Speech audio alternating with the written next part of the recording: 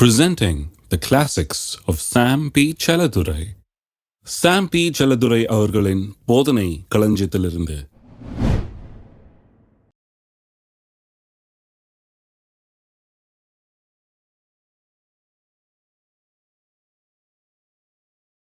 ஜெபத்தை குறித்து கடந்த பல வாரங்களாக போதித்து வருகிறோம். குறிப்பாக இப்பொழுது அதன் ஒரு குறிப்பிட்ட பகுதியை போதித்து வருகிறேன் இந்த போதனைகளிலே. அது என்னவென்றால், ஜெபத்துக்கு பதிலை பெறுகிற விதத்தில் எப்படி ஜெபிப்பது. 100 தடவை ஜெபித்தால் 100 தடவையும் பதில் கிடைக்க வேண்டும். அந்த விதத்தில் எப்படி ஜெபிப்பது. கேட்டதையெல்லாம் பெற்றுக்கொள்ளுகிற விதத்திலே எப்படி ஜெபிப்பது. கேட்டால் தவறக்கூடாது, கேட்டால் கேட்டதையெல்லாம் பெற்றுக்கொள்ள வேண்டும், அப்படி ஜெபிக்க வேண்டும். அப்படி ஜெபிப்பது எப்படி என்பதை குறித்து போதித்து வருகிறேன். இதற்கு சில வழிமுறைகள் உண்டு. வேத வசனம் இது திட்டவட்டமாக போதிக்கிறது. முதலாவது காரியம், முதல் வழிமுறை என்னன்னு போதித்தேன். அது என்னவென்றால், தேவன் நம்முடைய ஜெபங்களுக்கு பதில் அளிக்க அவர் ஆயத்தமாக இருக்கிறார். அதை குறித்த நிச்சயம் முதல்ல வேணும். அதுதான் முதலாவது வழிமுறை. இரண்டாவது, நாம் தேவனிடத்திலிருந்து எதை பெற்றுக்கொள்ள விரும்புகிறோம் என்பதை வேத வசனத்தின் அடிப்படையிலே நாம் தீர்மானித்துக் கொள்ள வேண்டும். மூன்றாவது பார்த்தோம், என்ன வேணும் என்பதை ஜெபத்திலே நாம் வேண்டிக் கொள்ள வேண்டும். வேண்டிக் கொண்டு அதை பெற்றுக்கொண்டோம் என்று விசுவாசிக்க வேண்டும். எதை கேட்டோமோ அதை பெற்றுக்கொண்டோம் என்று விசுவாசிக்கணும். கேட்க வேண்டும், கேட்டதை பெற்றுக்கொண்டோம் என்று விசுவாசிக்க வேண்டும். இன்றைக்கு நான்காவது காரியத்தை பார்க்க போகிறோம். நாம் ஜெபித்த பிறகு நம்முடைய எல்லா எண்ணங்களும் விருப்பங்களும் நாம் கேட்டவைகளை நாம் பெற்றுக்கொண்டோம் என்கிறதை நமக்கு உறுதிப்படுத்தக்கூடியவைகளாக இருக்க வேண்டும்.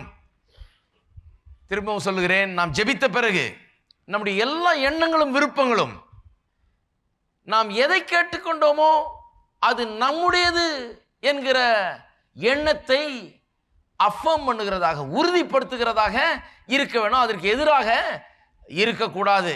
அதாவது கேட்ட பிறகு, ஜெபித்த பிறகு எண்ணங்களிலே நாம் அலசடிப்படக்கூடாது. இது என்னுடையதா, என்னுடையது இல்லையா, கிடைக்குமா கிடைக்காதா அப்படிங்கிற சந்தேக எண்ணங்கள், பயத்தின் எண்ணங்கள், தோல்வியின் எண்ணங்கள், கவலையின் எண்ணங்கள், இப்படிப்பட்ட எண்ணங்கள் நம்மை ஆட்கொள்ளும் என்றால் ஜெபத்துக்கு நாம் பதிலை பெற முடியாது. ஏனென்றால் இப்படிப்பட்ட சந்தேகமும் தோல்வியின் எண்ணங்களும் பயங்களும் விசுவாசத்துக்கு எதிராக வேலை செய்கிறது. ஜெபத்தில் ஒன்றை பெற்றுக்கொள்வதில் முக்கியமான ஒரு காரியம் என்ன என்றால் விசுவாசம். விசுவாசத்தில் தான் நாம் பெற்றுக்கொள்ள முடியும். விசுவாசம்தான் நமக்காக வைக்கப்பட்டிருக்கிற காரியங்களை நமக்கு சொந்தமாக்குகிறது. அதனால தான் சொன்னோம் பார்த்தீங்களா, 12 வருஷம் பெரும்பாடுள்ள ஸ்திரீ இயேசுவை குறித்து கேள்விப்பட்டு அவருடைய வஸ்திரத்தின் ஓரத்தையாகிலும் தொட்டால் நான் சொஸ்தமாவேன் சொல்லி வருகிறாள். ஓரத்தை தொடுகிறாள். தொட்ட உடனே சொஸ்தமாகிறாள். இயேசு சொல்றாரு, யார் என்னை தொட்டதுன்னு எல்லாம் சொல்றாங்க. என்னையா அது, இவ்வளவு பேர் நெரிச்சல்ல வந்துட்டு இருக்கிறாங்க, இவ்வளவு பேர் உரசிக்கிட்டு இருக்கிறாங்க, யார் தொட்டதுன்னு கேட்கிறீரே என்று. அவர் சொல்றாரு, இல்ல என்னிடத்திலிருந்து சுகமாக்கும் வல்லமை புறப்பட்டு சென்றது. அந்த வல்லமை என்னிடத்திலிருந்து எடுத்துக்கொள்ளுகிற விதத்தில் யாரோ என்னை தொட்டிருக்கிறார்கள். யார் என்னை தொட்டது? அப்படி யார் தொட்டது? என்ன எல்லாம் தொடுறாங்க சரி, ஆனா யாரோ ஒருத்தர் இந்த விதத்தில் என்னை தொட்டிருக்கிறார்கள் என்று கேட்கிறார். அப்போ அந்த பெண் சொல்லுகிறாள், நான் தான் என்று. அப்புறம் இயேசு அவளுக்கு சொல்லுகிறார், முக்கியமான காரியம் என்ன, என்னுடைய வல்லமை உன்னை ரட்சித்ததுன்னு சொல்லல, அவருடைய வல்லமை தான் அவளை சொஸ்தமாக்கினது, உண்மைதான். ஆனாலும் என்னுடைய வல்லமை உன்னை சொஸ்தமாக்கிறது என்று இயேசு சொல்லவில்லை. என்ன சொல்லுகிறார்? உன்னுடைய விசுவாசம் உன்னை சொஸ்தமாக்கிற்று. உன்னுடைய விசுவாசம். அப்ப என்ன அர்த்தம்? எவ்வளவு வேணா நமக்காக வைக்கப்பட்டிருக்கலாம், கடவுள் எவ்வளவு வல்லமை வேணா நமக்கு வைத்திருக்கலாம். வானத்தையும் பூமியும் உண்டாக்கின தேவன் அவ்வளவு வல்லமையும் நமக்காக வைத்து கொண்டு, இது உன்னுடையது, நீ வேணும்னா இந்த வல்லமையை உபயோகப்படுத்தி எல்லாவற்றையும் பெற்றுக்கொள்ளலாம் என்று சொல்லலாம். அவ்வளவு வல்லமை இருந்தாலும் நாம் ஒன்றையுமே பெற்றுக்கொள்ளாமலும் போகலாம். வல்லமையின் மொத்த உருவம் அங்க இருக்கிறார் இயேசுநாதர். தேவனுடைய வல்லமை எல்லாம் அவருக்குள்ள இருக்கிறது. எல்லாவற்றின் நிறைவாக அவர் இருக்கிறார். அந்த இடத்துல வந்துவிட்டு அநேகர் ஒன்றையும் பெற்றுக்கொள்ளாமலே சென்றிருக்கிறார்கள். ஆனால் ஒரு பெண் பெற்றுக்கொள்ளும் வேண்டும் என்றே தன்னுடைய விசுவாசத்தில் விடாமுயற்சியோடு, பாருங்க, அந்த காலத்தில் அப்படிப்பட்ட ஒரு வியாதி உள்ள ஒரு பெண் பொதுமக்கள் இருக்கிற இடத்துலயே வரக்கூடாதான், கிட்டையே நெருங்கக்கூடாது, யாரையும் தொடக்கூடாது, வீட்டை விட்டு வெளியே வரக்கூடாது, இப்படி பல கட்டுப்பாடுகள் இதுக்கெல்லாம் தண்டனை எல்லாம் பயங்கரமான தண்டனை உண்டு, இதெல்லாம் சாதாரண ஒரு காரியம் இல்லை. அப்படிப்பட்ட ஒரு பெண் கூட்டத்தில் வந்து நெரிச்சலில் வந்து அவ்வளவு தைரியமாக வந்து எல்லா தடைகளையும் மீறி எல்லா இடையூறுகளையும் மீறி எப்படியாவது போய் தொற்றுவேன், எப்படியாவது எனக்கு வேண்டியதை நான் பெற்றுக்கொள்வேன் என்கிற அவளுடைய எண்ணம் பாருங்க, அதிலே தான் இருக்குது. பயத்தில் இல்லை, சந்தேகத்தில் இல்லை. தொட்டா சுகமாகுமா இல்லையா, அவர் சொன்னார் சுகமாச்சுன்னு, இந்த அம்மா சொல்லுது நல்லா ஆகுதுன்னு, எனக்கு தெரியல என்ன ஆகுமோன்னு தெரியலங்க அப்படின்னு அலசடிப்படவில்லை. ஒரே எண்ணம், அவருடைய வஸ்திரத்தின் ஓரத்தை ஆகிலும் நான் தொட்டால் நான் சொஸ்தமாவேன்னு சொல்லி அந்த ஒரே எண்ணத்தோடு வருகிறாள். அதையே மனதில் வைத்துக்கொண்டு எந்த இடையூறையும் அவர் பொருட்படுத்தவில்லை. ஜன கூட்டம் ஏராளமாக இருக்குது, அந்த நெரிசலில் வருகிறாள். எல்லா இடையூறையும் தடைகளையும் தாண்டி வருகிறாள். நான் நினைக்கிறேன் அநேகர் பார்த்து சொல்லியிருப்பாங்க, நீ இங்கே வந்த போ, யாருன்னு தெரியாத உனக்கு 12 வருஷம் அவதிப்படுற இந்த வியாதியில் ஊருக்கே தெரியும், எப்படி இங்கே வந்து சொல்லியிருக்கலாம். அவ்வளவு தடைகளையும் மீறி நான் நினைத்ததை பெற்றுக்கொள்வேன், நான் வேண்டிக் கொள்கிறதை எப்படியாவது பெற்றுக்கொள்வேன் என்ற ஒரே தீர்மானத்தோடு வந்து முன்னேறி சென்று இயேசுவை தொட்டு சுகத்தை பெற்றுக்கொண்டாள். அப்ப கேட்கிறதற்கும் நாம் விரும்பி கேட்கிற காரியத்துக்கும் அதை பெற்றுக்கொள்ளுகிற காரியத்துக்கும் இடையே நாம் என்ன செய்ய வேண்டும்? எண்ணங்களை சிதறடிக்க விடக்கூடாது, எண்ணங்கள் கலையக்கூடாது. நாம் எதை கேட்டோமோ அதை பெற்றுக்கொள்வோம் என்கிற எண்ணம் தான் நமக்கு இருக்கணும். அதுக்கு மாறான எண்ணம், அதற்கு எதிரான எண்ணம் ஒருபோதும் இருக்கக்கூடாது. எதை கேட்டனோ அதை பெற்றுக்கொள்வேன் நிச்சயமா, அதற்குரிய எண்ணங்களை தான் உள்ளத்தில் வைக்க வேணும், அப்படிப்பட்ட சிந்தையை தான் உள்ளத்தில் வைக்க வேணும். ஏனென்றால் பாருங்க, பிசாசானவன் எப்படியாவது நம்முடைய எண்ணங்களின் மூலமாக நம்மை மேற்கொள்ள பார்க்கிறான். எண்ணங்களின் மூலமாக நாம் நினைத்ததை அடையாதபடிக்கு தடை செய்ய பார்க்கிறான். பிசாசு என்கிறவன் மனுக்குலத்தின் ஒரு பெரிய எதிரி.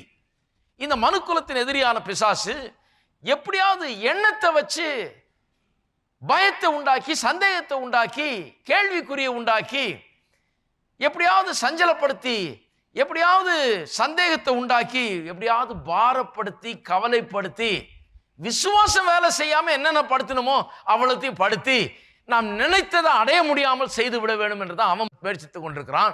ஆகவே தான் நான் சொல்லுகிறேன், நான் என்னத்தை நினைச்சேனோ, என்னத்தை விரும்பினேனோ, என்னத்தை மனசுல வச்சேனோ அதை அடைந்தே தீர்வேன்ற ஒரே தீர்மானமா இல்லை என்றால் ஜெபத்திற்கு பதிலை பெற்று அனுபவிக்க முடியாது. இருக்கீங்களா? அவன் எப்படியாவது கலைக்கணும்னு பார்க்குறான், நான் எப்படியாவது பெற்றுக்கொள்வேன்ற ஒரே தீர்மானத்தோடு இல்லைன்னா நடக்கவே நடக்காது. எவ்வளோ பேர் இங்கே இருக்கீங்க? அதனால தான் பாருங்கள், நிறைய பேர் இதெல்லாம் செய்யாமல் தான் என்ன சொல்கிறாங்க, நான் ஜெபம் பண்ணங்க ஒன்றும் நடக்கலைங்க அப்படின்றாங்க. ஆனால் ஜெபம் பண்ணிவிட்டு அதுக்கு அடுத்த நாளில் சந்தேகத்தில் தான் வாழ்கிறாங்க, அதுக்கு அடுத்த நாள்லேருந்து அதே பாரத்தில் கவலையில் தான் வாழ்கிறாங்க, அது அடுத்த நாள்லேருந்து பயத்தில் தோல்வியின் எண்ணத்தை தான் உள்ளே வைத்துக் கொள்கிறார்கள். ஆகவே ஜெபித்த பிறகு நான் நினைத்ததை, நான் கேட்டதை, வேண்டிக் கொண்டதை பெற்றுக்கொள்வேன் என்கிற எண்ணத்தை தவிர அதற்கு மாறான எண்ணம் ஒன்றையும் நாம் அனுமதிக்க கூடாது. எந்த விதமான தவறான மென்டல் பிக்சர், மனதில் எந்த விதமான தோல்வியை குறித்த ஒரு காட்சியை நாம் உருவாக்க விடக்கூடாது. மனதிலே கற்பனைகளை உருவாக்க விடக்கூடாது. நாம் தோல்வி அடைவேணும், இப்படி ஆயிடுமோ, அப்படி ஆயிடுவோம் அப்படிங்கிற தோல்வியான எண்ணங்களை நாம் உருவெடுக்க விடக்கூடாது. அப்படி உண்டாகும் போது அவைகளை எதிர்த்து நிற்க வேண்டும், அவைகளை கடிந்து கொள்ள வேண்டும், அவைகளுக்கு எதிராக நாம் செயல்பட ஆரம்பிக்க வேண்டும். சில காரியங்களை வேத வசனத்திலிருந்து இதை குறித்து நான் எடுத்து காண்பிக்கிறேன். முதலாவது ஒரு காரியத்தை நான் உங்களுக்கு எடுத்து காண்பிக்க போகிறேன். அதாவது என்னவென்றால், பிசாசானவன் எண்ணங்களின் மூலமாக தான் நம்மை தாக்க நினைக்கிறான், எண்ணங்களை வைத்து தான் நம்மை தோற்கடிக்க நினைக்கிறான் என்பதை நாம் முதலாவது அறிந்து கொள்ள வேண்டும். அதனால தான் எண்ணங்கள் ரொம்ப முக்கியம். ஜெபித்த பிறகு நாம் எதை கேட்டுக்கொண்டோமோ அதை குறித்து என்ன எண்ணுகிறோம், அதை பெற்றுக்கொள்வோமா இல்லையான்றதை பற்றிலாம் எப்படி எண்ணுகிறோம்ன்றது ரொம்ப முக்கியம். ஜெபித்த பிறகு ஜெபம் முடிஞ்சிருச்சு அவ்வளோதான் அப்படின்னு அல்ல. ஜெபம் என்கிறது ஏதோ நான் சொல்ற மாதிரி மண்டிட்டு மன்றாடுறது இல்லை. இது ஒரு பெரிய வாழ்க்கை, இது வாழ்க்கை முறை. ஜெபிக்கிறோம் என்று சொன்னால் ஜெபிக்கிறதுக்கு முன்னால் ஒரு பெரிய ஆயத்தம் இருக்கிறது, ஜெபிக்கிறது நடக்கிறது, அப்புறம் ஜெபித்ததுக்கு பிறகு நாம் எப்படி நடந்து கொள்ள வேண்டும் என்கிறதும் இருக்கிறது. அப்ப ஜெபம்னா வெறும் நான் மண்டிட்டு மன்றாடுறது மட்டும் ஜெபம் அல்ல. மண்டிட்டு மன்றாடுறதுக்கு முன்னால நான் என்ன செய்கிறேன், நான் தேவனிடத்தில் கேட்கறதுக்கு முன்னால நான் எப்படிப்பட்ட எண்ணங்களை உள்ள வைக்கிறேன், எப்படி என்று விசுவாசத்தை வளர்த்துக் கொள்கிறேன், எதை நான் விசுவாசிக்கிறேன்றது ரொம்ப முக்கியம், எதன் அடிப்படையில் கேட்கிறேன்றது முக்கியம், அப்புறம் எப்படி கேட்கிறேன்றது முக்கியம், அதன் பிறகு கேட்ட பிறகு அதை பெற்றுக்கொள்கிற வரையில எப்படி நான் நடந்து கொள்கிறேன் என்பதும் ரொம்ப முக்கியமாக இருக்கிறது. ஆகவே இந்த கேட்ட பிறகு நான் எப்படி நடந்து கொள்கிறேன்றது ரொம்ப முக்கியம். ஏன்னா அங்கதான் வந்து பிசாசானவன் எண்ணங்களின் மூலமாக நம்மை கலைக்க பார்க்கிறான். 1 பேதுரு 5ஆம் அதிகாரத்துக்கு திருப்புவோம். 1 பேதுரு 5:7 அவர் உங்களை விசாரிக்கிறவரானபடியால் உங்கள் கவலைகளை எல்லாம் அவர் மேல் வைத்து விடுங்கள், தெளிந்த புத்தி உள்ளவர்களாயிருங்கள், விழித்திருங்கள், ஏனெனில் உங்கள் எதிராளியாகிய பிசாசானவன் கெர்ச்சிக்கிற சிங்கம் போல் எவனை விழுங்கலாமோ என்று வகை தேடி சுற்றி திரிகிறான். விசுவாசத்தில் உறுதியாயிருந்து அவனுக்கு எதிர்த்து நில்லுங்கள், உலகத்தில் உள்ள உங்கள் சகோதரத்திலே அப்படிப்பட்ட பாடுகள் நிறைவேறி வருகிறது என்று அறிந்திருக்கிறீர்களே. ஒரு அற்புதமான வேத பகுதி பாருங்க, நிறைய காரியங்கள் இங்கே சொல்லப்பட்டிருக்கிறது. பிசாசு வகை தேடி சுற்றி திரிகிறானாம். எதற்கு? அவன் நம்முடைய எதிராளி, நமக்கு விரோதி. நம்ம எதிர்க்கிற இந்த பிசாசானவன் கெர்ச்சிக்கிற சிங்கம் போல எவனை விழுங்கலாமோ என்று வகை தேடி சுற்றி திரிகிறான். நான் சொல்லியிருக்கிறேன் அநேக முறை, அந்த வசனத்தை வாசிக்கும் போதே தெரியுது எல்லாரையும் அவன் விழுங்க முடியாது என்று. ஏன்னா நிறைய இன்றைக்கு விசுவாசிகளுடைய பிரச்சனை என்னன்னா, பிசாசு அப்படி செஞ்சு போடுவானாக்கும், பிசாசு இப்படி பண்ணிடுவானாக்கும், ஏதோ அவன் நினைச்சதெல்லாம் செஞ்சிருவாங்கிற மாதிரி இவருடைய எண்ணம் பாருங்க. நான் சொல்லுகிறேன், நீங்க நினைச்சா நீங்க நினைக்கிறதெல்லாம் செய்யலாம், அவன் நினைச்சதெல்லாம் செய்ய முடியாது. பிசாசுக்கு அப்பேற்பட்ட ஒரு சக்தி கிடையாது பாருங்க. சரியா புரிந்து வைத்துக் கொள்ள வேணும். பிசாசை அவன் ஒன்றும் யாரை விழுங்கலாம்னு நினைக்கிறானோ அவங்கள வந்து அப்படியே கப்புன்னு பிடிச்சி அப்படியே விழுங்கி சாப்பிட்டுட்டு போயிடுவான். விழுங்கலாம்னா சாப்பிட்டுருவான்னு அர்த்தம் இல்லையா? சாப்பிட்டுருவான்னு அர்த்தம் கிடையாது. யாரை சாப்பிடலாம், யாரை ஒண்ணும் இல்லாமல் ஆக்கலாம் என்று வகை தேடி சுற்றி ஏதாவது வழி கிடைக்குமா என்று பார்த்து கொண்டிருக்கிறானாம். அப்ப அதனாலதான் சொல்லியிருக்குது, பிசாசுக்கு இடங்கூடாதிருங்கள் என்று சொல்லியிருக்கு. பிசாசுக்கு வழியை திறந்து விடாதீங்க. ஏன்னா அவன் வழிக்காக தேடிட்டு இருக்கிறான். ஏதாவது ஒரு ஓப்பனிங் கிடைக்குமா, எப்படியாவது என்டர் பண்ணலாமா, எப்படியாவது இந்த வாழ்க்கையில நுழையலாமா, ஏதாவது செய்யலாமா என்று சொல்லி வகை தேடி கொண்டிருக்கிறான். அவனால எல்லாரையும் விழுங்க முடியாது. விழுங்க முடிஞ்சா ஏன் வகை தேடி திரிந்து கொண்டிருக்க வேண்டும்?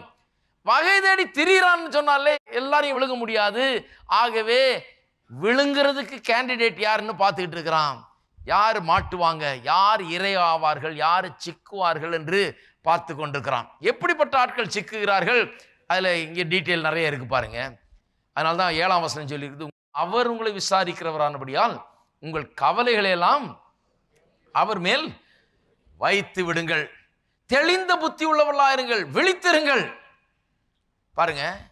அப்புறம் 9ஆம் வசனத்தில் விசுவாசத்தில் உறுதியாயிருங்கள், அவனுக்கு எதிர்த்து நில்லுங்கள். அப்ப நான் சொல்லுகிறேன், கவலைப்படுகிறவர்கள், கவலைகளையும் பாரங்களையும் சுமந்து அதன் எண்ணத்திலே வாழ்ந்து கொண்டிருக்கிறவர்கள், அதையே நினைத்து கொண்டிருக்கிறவர்கள், பயத்தின் எண்ணங்கள், கவலையின் எண்ணங்கள், பாரங்கள், அப்படியே அழுத்தத்தில் வாழ்ந்து கொண்டிருக்கிறவர்கள், people who are mentally disturbed and troubled, மனதளவிலே அப்படியே பாதிக்கப்பட்டவர்களாய் கவலையிலும் பாரத்திலையும் சிக்கி தவித்து கொண்டு அப்படியே உட்கார்ந்து கொண்டிருக்கிறவர்கள், அதை குறித்து ஒன்றும் செய்யாதவர்கள், பிசாசை எதிர்த்து நில்லுங்கன்னு சொல்லி இவங்க எதிர்த்து நிற்கிறது இல்லை. பாரம் வந்துருச்சு, ஆனால் அந்த பாரத்தை சுமந்துக்கிட்டே இருக்கிறாங்க. அந்த பாரத்தோடு ஜப கூட்டத்துக்கு போகிறாங்க, பாரத்தோடு வீட்டுக்கு வர்றாங்க, அடுத்த நாள் பாரத்தோடு உபவாச கூட்டத்துக்கு போகிறாங்க, அடுத்த நாள் வீட்டுக்கு வர்றாங்க, அப்புறம் பாரத்தோடு ஞாயிற்றுக்கிழமை கோயிலுக்கு போகிறாங்க, அப்புறம் பாரத்தை எல்லாம் அங்கே போய் கொஞ்சம் இறக்கி வச்சுட்டு அப்புறம் கூட்டம் முடிஞ்சோடனே திருப்பி தூக்கிக்கிட்டு, ஏன்னா அவங்க பாரமாச்சு அது, அந்த பேக்கை தூக்கி திருப்பியும் தலையில் வச்சுக்கிட்டு திருப்பியும் வீட்டுக்கு வந்துடுறாங்க. இப்படி தான் நடந்துகிட்டு இருக்கு பாருங்க. பிசாசு பார்க்குறான் சரியான கேண்டிடேட்டு. ஏன்னா பாரத்தை எல்லாம் இறக்கி வைக்கிறது எப்படின்னு தெரியல. பேதுரு சொல்லுகிறார், உங்கள் பாரத்தை எல்லாம் அவர் மீது வைத்து விடுங்கள்.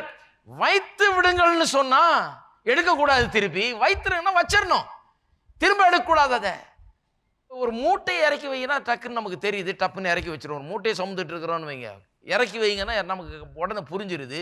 இது உள்ளத்தின் பாரங்கள், மனதின் பாரங்களை குறித்து பேசுகிறபடினால அநேகருக்கு விளங்குறதுல எப்படி இறக்கி வைக்கிறது, எப்படி இந்த மனதின் பாரங்களை இறக்கி வைக்கிறது, எப்படி உங்களுடைய உள்ளத்தில் மனதில் நீங்கள் கொண்டிருக்கிற பாரங்கள், கவலைகள், பலவிதமான கன்சர்ன்ஸ், உங்கள் வாழ்க்கை குறித்த பலவிதமான எண்ணங்கள், பயங்கள், சந்தேகங்கள், இதெல்லாம் எப்படி இறக்கி வைக்கிறது? எப்படி இறக்கி வைக்கிறதுனா, கர்த்தருடைய வார்த்தைக்கு சென்று அவருடைய வார்த்தையை எடுத்து, அவருடைய வாக்கு தத்தங்களை எடுத்து அதை பிடித்து கொண்டு எனக்கு இதை பற்றியெல்லாம் கரிசனை இருக்குது, கவலை இருக்குது. ஆனா கர்த்தருடைய வார்த்தை இதை வாக்கு பண்ணுகிறது. ஆகவே கர்த்தர் வாக்கு பண்ணியிருக்கிறபடினால கண்டிப்பாய் கர்த்தர் தம் வாக்கு தத்தம் பண்ணினதை நிறைவேற்றுவார். ஆகவே நான் கவலைப்பட போகிறது இல்லை அப்படின்னு சொல்லி அதை இறக்கி வைக்க வேண்டும். வைத்து விட்டால் திரும்ப எடுக்கக்கூடாது பாருங்க. அதனால தான் சொல்லி இருக்குது, வைத்து விடுங்கள், தெளிந்த புத்தி உள்ளவர்களாக இருங்கள். தெளிந்த புத்தின்னு சொன்னால் ஆங்கிலத்தில் நல்லா வந்திருக்கு, சோபர் மைண்டட். சோபர் மைண்டட்னு சொன்னால் சரியான விதத்தில் சிந்திக்கக்கூடியவர்களாக இருங்கள். சிந்தனையில் குழப்பம் இருக்கக்கூடாது, சிந்தனையில் அலசரிப்படக்கூடாது. சரியான விதத்தில் சீராக சிந்திக்கக்கூடியவர்களாக இருங்கள். சீராக சிந்திக்கக்கூடியவர்களாக இருந்து விழித்திருங்கள். ஏன் விழித்திருக்கணும்? ஏன் சீரா சிந்திக்கணும்? ஏன் பாரத்தை இறக்கி வைக்கணும்? ஏன் பிசாசை எதிர்த்து நிற்கணும்? ஏன் என்று சொன்னால், பிசாசானவன் எண்ணத்தின் மூலமாக தான், பாரம் கவலை என்கிற எண்ணத்தின் மூலமாக, பலவித கரிசனைகள் மூலமாக, பலவிதமான உலக கவலைகள் மூலமாக, இவைகள் மூலமாக தான் வந்து என்ன பண்ணுகிறான், நமக்குள்ளாக வைக்கப்பட்டிருக்கிற அந்த வார்த்தையும் விசுவாசத்தையும் எப்படியாவது அழித்து விட பார்க்கிறான்.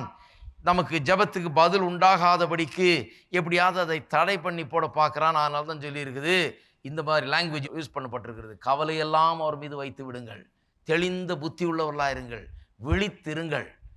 உங்கள் எண்ணங்கள் என்ன என்பதை பற்றி விழிப்போடு இருங்கள். சந்தேக எண்ணங்கள் இருக்குதா? விழித்திருங்கள், இது சரியில்லை என்பதை அறிந்து கொள்ளுங்கள். பயத்தின் எண்ணங்கள் வருகிறதா? இது ரொம்ப சாதாரண காரியம் என்று நினைத்துக் கொண்டிருக்கூடாது, விழிப்பாயிருங்கள், அதை அனுமதிக்க கூடாது. சந்தேகத்தின் எண்ணங்கள் வருகிறதா? விழிப்பாயிருங்கள், அதை அனுமதிக்க கூடாது. இது ஏதோ ஒன்று பரவாயில்ல, இப்படி இருக்குது, ஒரு 4 நாள் அப்படி இருக்குது அப்படின்னு இருக்கக்கூடாது. உடனடியாக விரட்டுகிற வேலையில் இருக்கணும், பிசாசை எதிர்த்து நிற்கிற வேலையில் இருக்க வேணும். ஏனென்றால் இந்த எண்ணங்கள் மூலமாக தான் அவன் வேலை செய்கிறான். வேற எதன் மூலமாக அவனும் பெருசா வந்து அவன் பெரிய ஒரு ஆயுதத்தை எடுத்துட்டு வந்து அப்படியே போட்டு நம்மளை அப்படியே அமைக்கிறது இல்லை. எண்ணங்களை நாம் அனுமதிக்கும் போது அந்த எண்ணங்கள் மூலமாக அவன் நம்மை பாதிக்க ஆரம்பிக்கிறான், ஆட்கொள்ள ஆரம்பிக்கிறான் என்று வேத வசனம் திட்டவட்டமாய் போதிக்கிறது. நான் ஏற்கனவே எடுத்து காண்பிக்கிறேன். வசனத்தை விதைத்த உடனே பொல்லாங்கன் வந்து அந்த விதைக்கப்பட்ட வசனத்தை எடுத்து போடுகிறானாம். அப்போ நான் சொல்லுகிறேன், எதையோ ஒன்று பற்றி வேண்டிக் கொண்டிருக்கிறீர்கள், சுகம் வேண்டும் என்று வேண்டிக் கொள்ளுகிறீர்கள், பொருளாதார பிரச்சனைகளுக்கு தீர்வு ஏற்பட வேண்டும் என்று சொல்லி, உங்களுக்கு வேலை கிடைக்கணும், உங்களுக்கு பணம் வேணும், அது வேணும், இது வேணும்னு வேண்டிக் கொண்டிருக்கிறீர்கள். எதை குறித்தோ ஜெபம் பண்ணி இருக்கிறீர்கள், எதையோ கேட்டிருக்கிறீங்க ஆண்டவர்கிட்ட. கேட்ட பிறகு பிசாசு என்ன பண்ணுகிறான்? எண்ணங்களை உள்ளத்திலே வைக்க பார்க்கிறான். என்ன எண்ணங்கள்? இதெல்லாம் நடக்குமா பாரு, அவரும் தான் ஜெபம் பண்ணிட்டு இருக்கிறார் 20 வருஷமா, அவருக்கு என்ன ஆச்சு? ஜெபம் பண்ணி அவர் கெட்டுதான் போனார். ஆனால் அவர் எப்படி ஜெபம் பண்ணார்ன்றது இவன் சொல்றது இல்லை. அவர் எப்படி கெட்டு போனார்னு சொல்றது இல்லை. கெடுத்தவனே வந்தான். ஆனால் அவன் என்ன சொல்றான்? பாரு, அவங்கெல்லாம் ஜெபம் பண்ணாங்களே, அவங்களுக்கு என்ன ஆச்சு? இவங்கெல்லாம் கடவுளை நம்புறாங்களே, அவங்களுக்கு என்ன ஆச்சு? இவரைப்பாரு அவரைப்பாருன்னு எல்லாரையும் காமிச்சிட்டு இருக்கிறான். எண்ணங்கள், பயங்கள், தோல்வியின் எண்ணங்கள், ஒரு விதமான மனதிலே படங்கள், நம்மை குறித்து, நம்முடைய வாழ்க்கை குறித்து, நம்முடைய தோல்வியை குறித்து, நமக்கு ஏற்படக்கூடிய பிரச்சனைகள் குறித்து, இப்படிப்பட்ட காரியங்களெல்லாம் கொண்டு வந்து வைக்கிறான். அநேகர் வந்து என்ன பண்றாங்க? வைக்கும் போது இந்த எண்ணங்களுக்கெல்லாம் அவருடைய மனம் வந்து ஒரு உறைவிடம் மாதிரி ஆயிடுது. அதெல்லாம் என்டர்டெயின் பண்ணிக்கிட்டு 4 செவத்துக்குள்ளே உட்காந்துட்டு அப்படியே பார்த்துட்டு இருக்கிறது. அந்த எண்ணங்களை யோசித்துக்கிட்டு அப்படியே அதே கனவு கண்டுக்கிட்டு அதையே சிந்தித்து கொண்டு அதையே தியானித்து கொண்டிருக்கிறது. இருக்கிறீங்களா? அதனால தான் பாருங்கள், சபைக்கு வரும்போது ரொம்ப முக்கியமான ஒரு காரியம், அந்த 4 சுவத்தை விட்டு வெளியே வர ஆரம்பிக்கிறீங்க. அந்த 4 சுவத்துக்குள்ளே நீங்கள் வெறும் உங்கள் செவத்தை மட்டும் தான் பார்த்துட்ருக்கீங்க, உங்கள் பிரச்சனையை மட்டும்தான் பார்த்துக்கிட்டு இருக்கிறீங்க, உங்கள் கவலையை மட்டும் தான் பார்த்துக்கிட்டு இருக்கிறீங்க. இப்படிப்பட்ட ஒரு சபைக்கு வரும்போது வித்தியாசமான ஒரு பாடலை பாடுகிறீர்கள், வித்தியாசமான ஜபங்களை பார்க்கிறீர்கள், கேட்கிறீர்கள், வித்தியாசமாக தேவனுடைய வார்த்தை பிரசங்கிக்கப்படுகிறது, உங்களுக்கு காதுகளில் வந்து விழுகிறது, வித்தியாசமான ஒரு சூழ்நிலையில் இருக்கிறீர்கள். பாருங்க, அதுதான் ரொம்ப முக்கியம். எப்படியெல்லாம் நாம் அந்த சூழ்நிலையிலிருந்து, அப்படிப்பட்ட எண்ணங்களிலிருந்து நம்ம விடுவித்துக் கொள்ள விடுமோ அப்படியெல்லாம் நாம் விடுவித்துக் கொள்ள வேண்டும். நம்ம அந்த எண்ணங்களை விடக்கூடாது. நான் பெற்றதை அடைந்தே தீர்வேன்கிற தீர்மானம் இல்லாதால் தான் வேண்டிக் கொள்ளதை பெற்றுக்கொள்ள முடியாது. இந்த உலகத்திலே எதுவாக இருந்தாலும் சரி, எண்ணங்கள் பாருங்க நம்மை கெடுக்கிறவைகளாக இருக்கிறது. வேத வசனம் திட்டவட்டமாய் அதை நமக்கு போதிக்கிறது. ஃபீலிங்ஸ் ரொம்ப முக்கியம் பாருங்க. ஃபீலிங்ஸ் நிறைய பேர் சொல்றாங்க, ஃபீலிங்ஸ் என்ன சொல்றாங்க? கர்த்தர் இந்த ஜெபத்தை கேட்டார் என்று நான் இப்பொழுது ஃபீல் பண்றேன் பிரதர். கர்த்தர் ஜெபத்தை கேட்டாருன்னு இவர் ஃபீல் பண்ணுறாரு. அதை எப்படி ஃபீல் பண்ணுவார்? நான் யோசித்து பார்த்தேன். எத்தனை பேருக்கு மூளை இருக்குது? எல்லாருக்குமே இருக்கு. மூளை எனக்கு இருக்குது, தலையில் மூளை இருக்குது, உங்களுக்கும் மூளை இருக்குது. மூளை இருக்குதுன்னு எத்தனை பேர் ஃபீல் பண்ணுறீங்க? ஹலோ, நான் பார்த்தது இல்லைங்க. ஃபீல் பண்ணுறீங்களா மூளை இருக்குதுன்னு? நான் ஒரு நாள் மூளை இருக்குதுன்னு ஃபீல் பண்ணல. நான் ஃபீலிங்கை நம்பி நான் வாழலை. மூளை இருக்குது, அவ்வளோதான். அது இருக்குதுன்னா இருக்குது. It's reality. ஃபீலிங் வந்து பாருங்க, பிசாசானவன் ஃபீலிங்கை ரொம்ப விரும்புகிறான். அவன் ஃபீலிங்கை ஏற்படுத்துகிறான் பாருங்க. அப்படியே கர்த்தருடைய பிரசன்னம் அப்படியே உன்னை விட்டு போயிடுச்சாக்கும். அந்த காலத்தில் எனக்கு ஞாபகம் இருக்குது. சிலர் சொல்லுவாங்க, சில கூட்டங்கள்லாம் கலந்து கொண்டு எல்லாம் நடக்கும். ஆனால் இன்னைக்கு கர்த்தருடைய பிரசன்னத்தையே உணர முடியல பிரதர். இவங்க உணர முடியாததுனால கர்த்தருடைய பிரசன்னமே அங்கே இல்லைன்ற தீர்மானத்துக்கு வந்துட்டாங்க. கர்த்தருடைய பிரசன்னம் இன்றைக்கு இல்லை. ஏன்னா நான் உணரல. அதை நீங்கள் உணரலன்னா கூட கர்த்தர் இங்கே தான் இருக்கிறார். ஒருத்தர் சொல்கிறாரு, உங்களுடைய ஜெபம் இந்த கூரையை தாண்டி போகாதாக்கும். நான் சொல்கிறேன், இந்த கூரையை தாண்டி போக வேண்டியதில்லை. ஏன்னா ஏசு இங்கேயே இருக்கிறாரு எனக்குள்ளேயே. கூரையெல்லாம் தாண்டி போக வேண்டியதில்லை. என் வாயை விட்டு இப்படி வெளியே வந்தால் போதும், அது வேலை செய்ய ஆரம்பிச்சிடும். கூரையெல்லாம் தாண்டி போக வேண்டிய அவசியம் கிடையாது. நான் ஒன்றும் ஃபீல் பண்ண வேண்டியது அவசியம் இல்லை. தேவனுடைய வார்த்தை சொல்லுகிறது, நான் உன்னை விட்டு விலகுவதும் இல்லை, உன்னை கைவிடுவதும் இல்லை என்று அவருடைய வார்த்தை சொல்லுகிறது. அவர் என்னோடு கூட இருக்கிறார், அவருடைய உள்ளத்தில் இருக்கிறார், என்னுடைய ஜெபத்தை கேட்கிறார், எனக்கு ஜெபத்துக்கு மறு உத்தரவு அருளி தருகிறார். என்னை நோக்கி கூப்பிடு, நான் உனக்கு மறு உத்தரவு அருளி செய்வேன் என்று அவர் சொல்லியிருக்கிறார். கேளுங்கள் கொடுக்கப்படும் என்று அவர் சொல்லியிருக்கிறார். கேட்கிற எவனும் பெற்றுக்கொள்ளுகிறான் என்று சொல்லியிருக்கிறார். உங்கள் சந்தோஷம் நிறைவாகும்படி கேட்டு பெற்றுக்கொள்ளுங்கள் என்று சொல்லியிருக்கிறார். கேட்டுக்கொள்கிற எதுவோ அது உங்களுக்கு செய்யப்படும் என்று சொல்லி, இதுவரை கேட்கல என் நாமத்தில், இனிமேல கேளுங்கள், சந்தோஷம் நிறைவாயிருக்கும்படி பெற்றுக்கொள்ளுங்கள் சொல்ல அவர் தான் சொல்லியிருக்கிறார். அவர் இவ்வளவு சொல்லியிருக்கும் போது எனக்கு ஃபீலிங் அப்படி இல்லை பிரதர். கேட்டாரான்னு ஃபீலிங் இல்லை எனக்கு. அப்படின்னா என்ன அர்த்தம்? ஆகவே அருமையானவர்களே, ஃபீலிங் 1000 விதத்தில் இருக்கலாம். கர்த்தரின் ஜெபத்தை கேட்டார்னு சில நேரத்தில் ஃபீலிங் இருக்கலாம், கேட்கலன்னு ஃபீலிங் இருக்கலாம், கர்த்தர் இருக்கிறது போல ஃபீலிங் இருக்கலாம், இல்லாத போல ஃபீலிங் இருக்கலாம். இந்த ஃபீலிங் எல்லாம் வந்து பிசாசானவன் நல்ல உபயோகப்படுத்தக்கூடிய ஒரு கருவியாக மாறி விடுகிறது. நான் சொல்லுகிறேன், ஃபீலிங் முக்கியம் இல்லை, கர்த்தருடைய வார்த்தை தான் முக்கியம். சுகம் ஆயிடுச்சின்னு ஃபீலிங் இருக்கலாம், ஆகாதுன்னு ஃபீலிங் இருக்கலாம். எந்த ஃபீலிங் எப்படி இருந்தாலும் கர்த்தருடைய வார்த்தை சொல்லுகிறது தான் சத்தியம். கர்த்தருடைய வார்த்தை தான் சத்தியம் என்கிற ஒரே தீர்மானத்தோடு இருக்க வேண்டும் என்று இல்லையா? ஃபீலிங்கை நம்பி இருக்கவே கூடாது. ஃபீலிங்கை நம்பினா வாழ்க்கையை கட்டு போடும் பாருங்க. நாளைக்கு காலையில் எழுந்திரிச்ச உடனே ஒரு மாதிரி ஃபீல் பண்ணுவீங்க. இன்னைக்கு வேலைக்கு போவேணான்னு ஃபீல் பண்ணுறேன், சரி வேலைக்கு போகாதீங்க. அடுத்த நாளும் அப்படி தான் ஃபீல் பண்ணுவீங்க, வேலைக்கு போவேணான்னு ஃபீல் பண்ணு. என்ன ஃபீல் பண்ணாலும் நம்ம என்ன பண்ணுறோம்? எந்திரிச்சு கட்டாயமாக எந்திரிச்சு சட்டையை மாட்டிக்கிட்டு கிளம்புறோம் வேலைக்கு. ஏனென்றால் வேலைக்கு போனால்தான் சம்பளம் கிடைக்க நமக்கு தெரியும். ஃபீலிங்கை சார்ந்து வாழக்கூடாது, சத்தியத்தை சார்ந்து வாழ வேண்டும்.